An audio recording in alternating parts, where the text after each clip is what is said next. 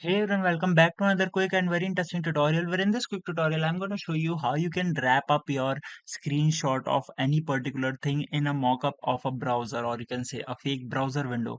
Now, in order to do it, just simply open any of the browser you have. For example, if I open the Google Chrome browser, and here I have to search for browserframe.com. Once I do that, just simply hit enter, and once you hit enter, you can see this thing. Now here you have to upload a screenshot. For example, if I upload this one, now you can see the screenshot have been uploaded to a browser window. I can change the browser type as well. I can change the light mode or the dark mode, or even the platform itself, or the browser type as well.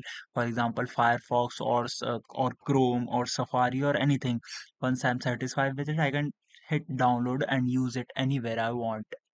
Alright, so that's it for this video. I hope this video will be helpful for you. Make sure to hit the like button and subscribe button for more such helpful and interesting tutorials. See you in the next one. Take care.